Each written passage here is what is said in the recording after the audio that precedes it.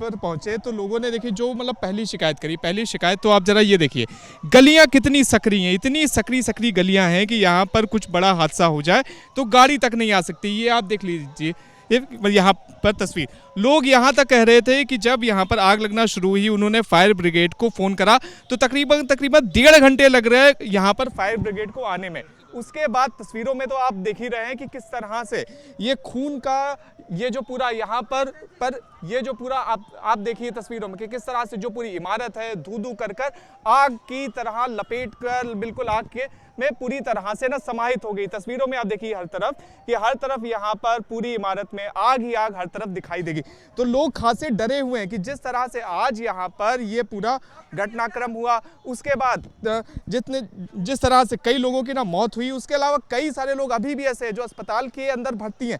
तो लोगों को अब ये डर लग रहा है कि अगर आसपास का अगर आप देखेंगे ये जो पूरा इलाका है, ये पूरा इलाका आप देखिए कि कितना ज्यादा डेंसली पॉपुलेटेड है। अगर यहाँ से 100 मीटर दूर भी अगर आग लग जाए तो आप देखिए कि फायर ब्रिगेड को जाने की जगह नहीं है। ये आप देखिए कि कितने सटे मकान बने हुए, जो गलियां है वो मुश्किल से यहाँ पर 1.5 से 2 फीट की तो बस खाली गली है जहां पर फायर ब्रिगेड जा ही नहीं सकती है।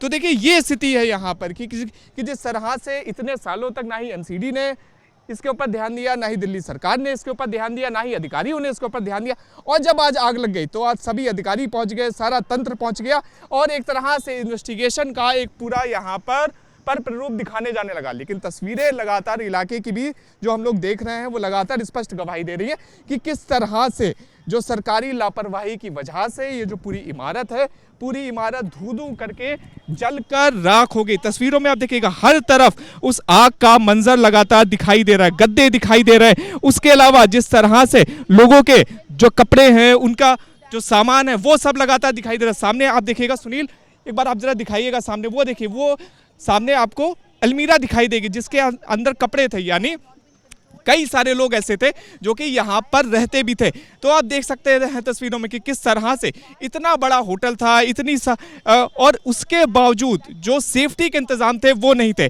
सामने अगर आप देखेंगे तो एफएसएल की यहाँ पर टीम दिखाई दे जाएगी आपको, जो लगातार इन्वेस्टिगेशन कर रही है, लगातार आग के जो कारण है उनका पता लगा रही है। लेकिन बड़ा सवाल अभी भी यही है चंदन कि किस तरह से जो इतना बड़ा आज जब यहाँ पर घटनाक्रम हो जाता है तो सभी अधिकारी पहुंच जाते हैं, नेता पहुंच जाते हैं, मंत्री पहुंच जाते हैं, लेकिन इतने सालों से जब यही अवस्था इस पूरे इलाके की थी जहां पर ना ही फायर सेफ्टी के इंतजाम थे, ना ही जिस तरह से अभी गलियों की भी तस्वीरें दिखाई थी हम लोगों ने आपको कि किस तरह से डेंसली पॉपुलेटेड इलाका था।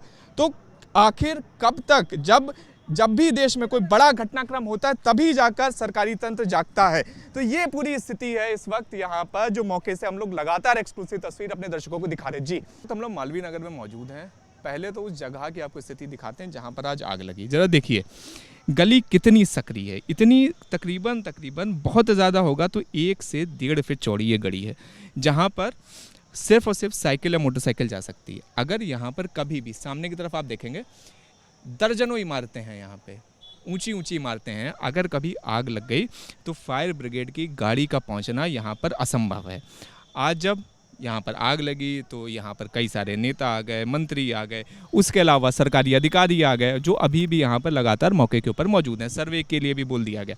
लेकिन किस तरह से मालवीय नगर जैसे साउथ दिल्ली के एक पॉश इलाके में किस तरह से आप देखिए कि बीते कई वर्षों से एमसीडी हो चाहे दिल्ली सरकार हो वो किस तरह से सो रही थी, उसकी ये तस्वीर आप देखिए कि पूरा डेंसली पॉपुलेटेड है। इतनी सकरी गलियां हैं कि अगर एक आदमी यहाँ पर खड़ा हो जाए तो दूसरे आदमी का निकलना मुश्किल है। देखिए आप यहाँ पे कि लोग जो निकल भी रहे हैं वो भी लाइन से निकल रहे हैं। इसलिए लाइन से निकल रहे हैं क्योंकि इतनी सक्रिय ये गलियां हैं। अब सामने की तरफ अगर आप देखेंगे तो ये सामने की तरफ आप देखिए तकरीबन यहाँ पर 60 से 70 मकान हैं। दाएं बाएं हर तरफ अगर आप देखिए, हर तरफ आपको यहाँ पर 60 से 70 80 के आसपास मकान दिख जाएंगे। अब इन मकानों में क्या फायर सेफ्टी के नॉर्म्स हैं? कई सारी कॉमर्शियल इमारतें भी यहाँ पर हैं, क्या उनमें फायर सेफ्टी के नॉर्म्स हैं कि नहीं, उनका पालन हो रहा है कि नहीं, अभी किसी को कुछ नहीं पता। तस्वीरों में आप देख लीजिए, ये एक और तस्वीर ज़रा दिखाते हैं आपको। यहाँ पर आप आइएगा ज़रा, हमारे सहयोगी सुनील पांडे हैं, वो आपको दिखाएंगे यहाँ से तस्वीर। सुनील जी ज़रा दिखाइएगा, ये देखिए यहाँ पर भी आपको 50 से 60 इमारतें यहाँ पर भी दिख जाएंगी। सामने की तरफ आप गली देख लीजिए, ये भी इतनी सकरी गली है कि अगर कल को भगवान न करे इनमें से किसी इमारत में आग लग गई तो फायर ब्रिगेड की गाड़ी यहाँ पर पहुँच ही नहीं सकती है। पहुँच ही नहीं सकती यानी पहुँच ही नहीं सकती है, ये स्थिति है यहाँ पर गलियों की। देख लीजिए हर तरफ इतनी इतनी पतली पतली गलियाँ यहाँ पर लगातार आपको छत के ऊपर से आप देखेंगे तो यहाँ पर आपको दिखाई दे जाएगी और ऐसा लगेगा कि जैसे ये दोनों मकानों की दीवारें आपस में जुड़ी हुई हैं, जो कि हालांकि जुड़ी नहीं है, लेकिन इतनी सक्रिय ये पूरी इमारतें हैं।